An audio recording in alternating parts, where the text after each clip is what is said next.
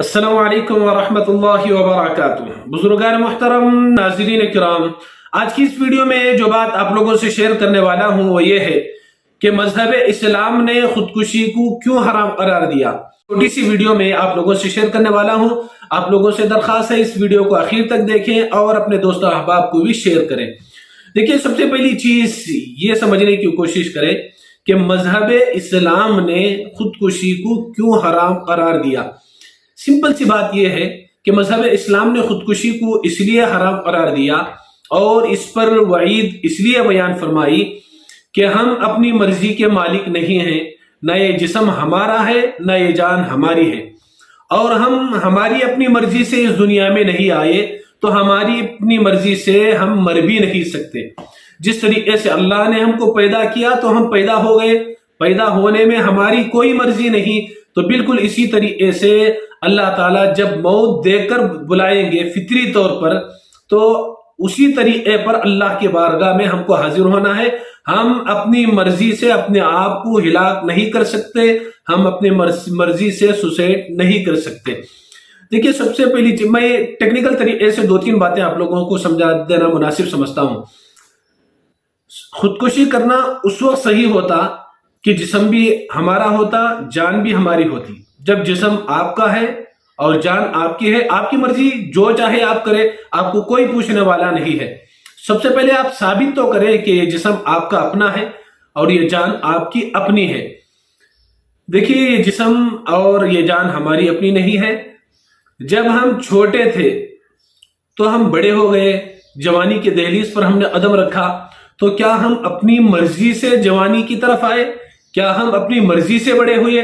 बचपने में कोई शूर नहीं, कोई समझ नहीं। बचपने में हमारी मर्जी नहीं थी कि हम बड़े हों, बचपने में हमारी मर्जी नहीं थी कि हमारे दांत निकल कर आए।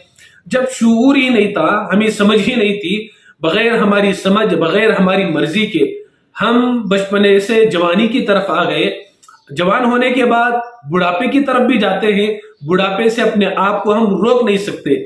जब हम अपने मर्जी के मालिक होते, ये जिस्म हमारा होता, जान हमारी अपनी होती, तो दुनिया का हर इंसान अपने आप को बुढ़ापे से बचा लेता। किसी की तमन्ना नहीं है कि इंसान बूढ़ा हो जाए, लेकिन इसके बावजूद वो बूढ़ा हो रहा है। तो इसका क्या मतलब? जिस्म पर किसी और का तसर्रुफ चल रहा है। इस जिस्म पर, इस जान पर हमारी अपनी मर्जी नहीं चल रही है। किसी की तमन्ना, किसी की मर्जी नहीं है कि उसके सर और दाढ़ी के बाल सफेद हो जाए, लेकिन इसके बावजूद सफेद हो रहे हैं। किसी की मर्जी नहीं है कि उससे शुगर आ जाए, बीपी आ जाए, लेकिन इसके बावजूद उसे बीमारियों का सामना करना पड़ता है। तो ये जिंदगी हमें बता रही है, चीख चीख कर ये कह रही है कि ये जिस्म ना तुम्हारा है, ना ये जान तुम्हारी है, और इस जिस्म पर तुम्हारी मर्जी चल भी नहीं सकती। अगर ये जिस्म हमारा अपना है और ये जान हमारी अपनी है, मर्जी जो चाहे करे, तो ये हम किराएदार हैं, हम इसके मालिक बिल्कुल भी नहीं है। ये एक होता है इंसान का अपना जाती मकान और एक होता है किराए का मकान। किराए के मकान में हम अपनी मर्जी नहीं चला सकते कि दो कमरों के दरमियान की दीवार निकाल दिए, तोड़कर खत्म कर दिए, दोनों कमरों को एक कर दिया, या किसी और जगह दीवार उठाकर बना ली, या ऊपर अपने से एक घर तामीर करना शुरू कर दिए। ऐसा बिल्कुल भी नहीं कर सकते।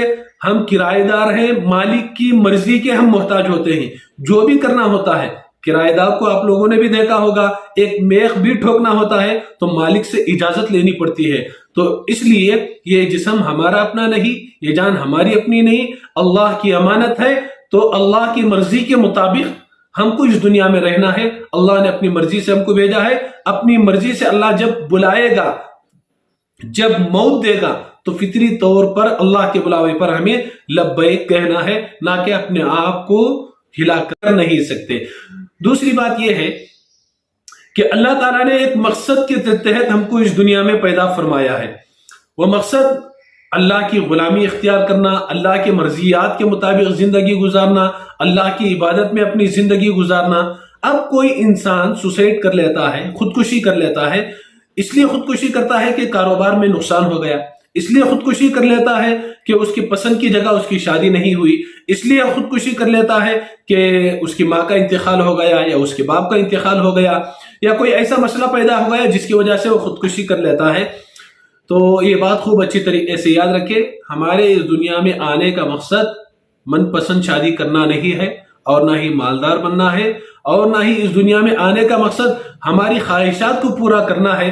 اب کوئی انسان من پسند شادی نہ ہونے کی وجہ سے اپنے آپ کو ہلاک کر رہا ہے، تو اس نے اپنے پیدائش کے مقصد کو یہ سمجھ لیا کہ میری پیدائش کا مقصد میری من پسند جگہ شادی کرنا ہے، جبکہ اس کی پیدائش کا مقصد اللہ کو راضی کرنا ہے، اللہ کی مرضیات کے مطابق زندگی گزارنا۔ انسان جب اپنے آپ کو ہلاک کر لیتا ہے، خودکشی کر لیتا ہے، تو پھر توبہ کا آپشن ختم ہو جاتا ہے، اس لیے کہ خودکشی ایک گناہ کبیرہ ہے، حرام ہے، ناجائز ہے۔ جس طریقے سے دوسرے کو قتل کرنا حرام ہے، ناجائز ہے، اسی طریقے سے اپنے آپ کو ہلاک کرنا بھی ناجائز ہے، حرام ہے۔ اب انسان خودکشی کر لیتا ہے تو یہ گناہ ہے، اب مرنے کے بعد اس کی توبہ کیسے کر سکتا ہے؟ تو توبے کا آپشن ختم کر لیتا ہے، اس لیے کہ جب انسان خودکشی کر کے اپنے آپ کو ہلاک کر لیتا ہے تو پھر اب اس گناہ کی معافی کیسے مانگ سکتا ہے؟ معافی مانگنے کے لیے زندگی کا ہونا ضروری ہے، اب مرنے کے بعد کیسے معافی مانگ سکتا ہے؟ تیسری چیز، اللہ تعالیٰ ہمیں دنیا میں بھیجا ہے آخرت بنانے کے لیے، جنت میں جانے کی تیاری کرنے کے لیے۔ اللہ نے ایک گولڈن اپارچونٹی ہم کو دی ہے دنیا میں زندگی دے کر، اللہ نے ایک تحفہ دیا ہے۔ اب انسان اپنے آپ کو ہلاک کر کے گویا کہ اللہ کے اس تحفے کو، اللہ کے اس گفٹ کو ریجیکٹ کر رہا ہے، اٹھا کر پھینک رہا ہے کہ تیرے اس گفٹ کی کوئی ضرورت نہیں ہے، نعوذ باللہ۔ تو اس لیے مذہب اسلام نے خودکشی کو حرام قرار دے دیا۔